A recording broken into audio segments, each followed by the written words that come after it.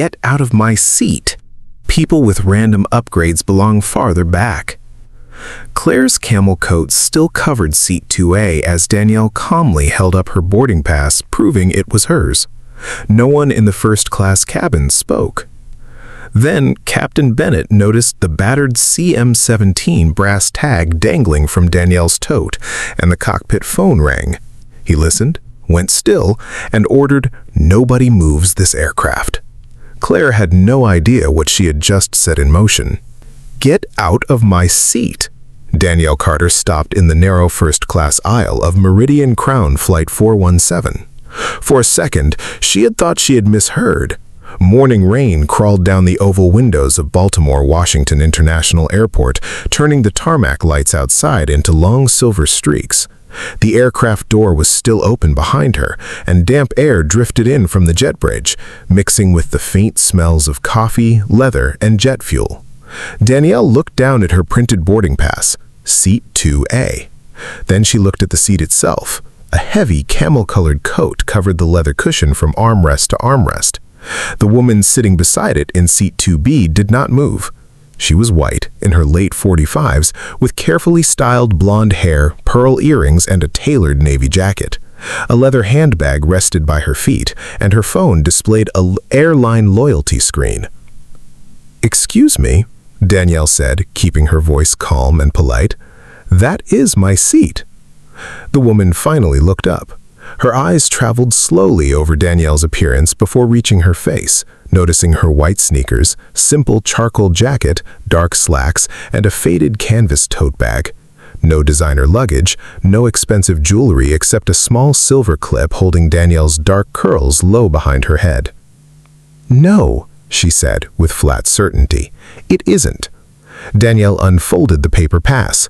Seat 2A, Danielle Carter. The woman barely glanced at it. People get moved around after upgrades all the time. She gestured vaguely toward the rear of the aircraft. "You probably need to check farther back." "My husband and I are sitting together," the woman in Seat 2B said, leaning back as if the matter were settled. "Then where is he?" Danielle asked simply. "He's speaking with someone in the premium lounge. He'll be here." She gave a short, irritated laugh. "My husband is diamond status. We were told they'd take care of our seating." "What seat is printed on your boarding pass?" Danielle pressed gently. The woman's jaw tightened.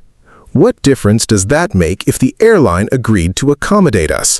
You're covering the seat printed on mine, and I'm asking you to move your coat." Danielle felt a familiar tightness beneath her ribs. It was the exhausting recognition of being in a space where proof was demanded only from one person. Danielle could have ended the argument in 3 seconds. She could have mentioned her father, Arthur Carter, the founder of Carter Maritime Logistics, the global shipping firm that owned 30% of Meridian Air's cargo fleet. One call from her phone would reach executives who returned calls before the first ring finished. But Danielle hated using power that way. She believed in rules, evidence, and simple human dignity. So she did not reach for her phone. Instead, she motioned for the flight attendant. A flight attendant named Sarah approached quickly, checking her handheld scanner. "Is there a problem here, ladies?" "This woman is refusing to move her coat from my assigned seat," Danielle explained, showing her pass. Sarah scanned Danielle's paper. The green light flashed instantly. "Seat 2A is correct for Miss Carter." Sarah turned to the woman in 2B. "Ma'am, I need to see your pass, and your coat needs to go into the overhead bin." Claire did not move her coat. Instead, she pulled out a gold card. "I am Claire Sterling. My husband is Richard Sterling, senior partner at Sterling & Vance Law.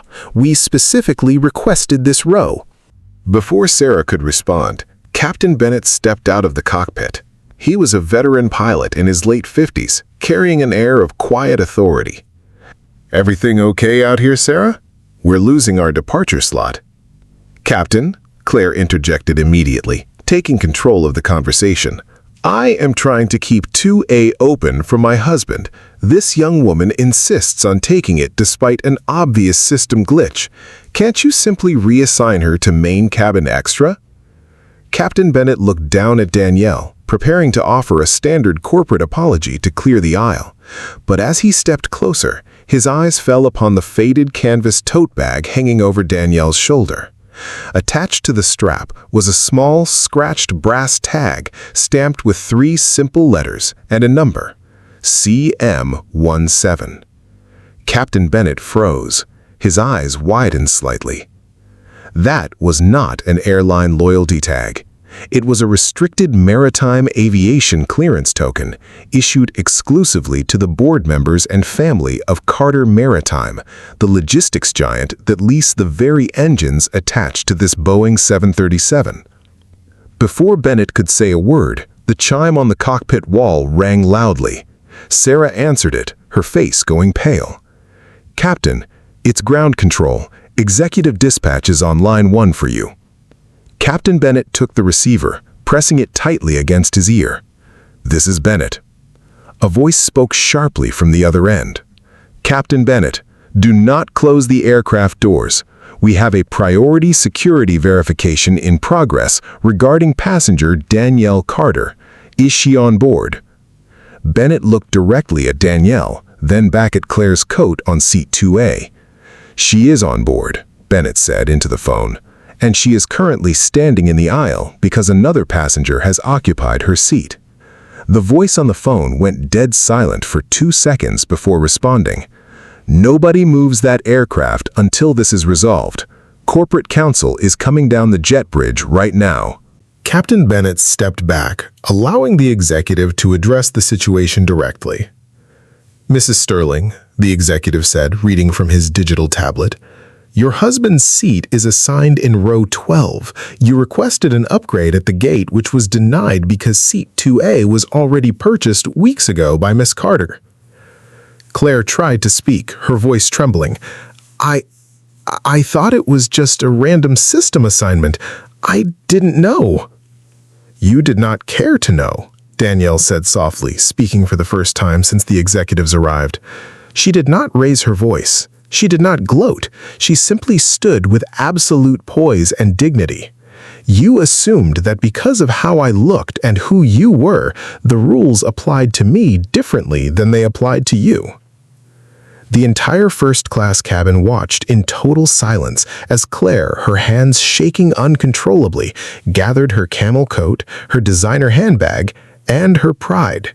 With 2 airport police officers standing by, she stood up from seat 2B and walked down the long, narrow aisle toward the back of the plane, past the passengers who had watched her dismiss a young woman only minutes before. Danielle carefully placed her faded canvas tote under the seat in front of her, adjusted her silver hair clip, and sat down in seat 2A. Captain Bennett looked at her with deep respect, closing the cockpit door behind him. True authority never needs to shout, show off expensive labels, or demand respect through arrogance. It resides quietly in those who carry truth, patience, and unyielding dignity wherever they go.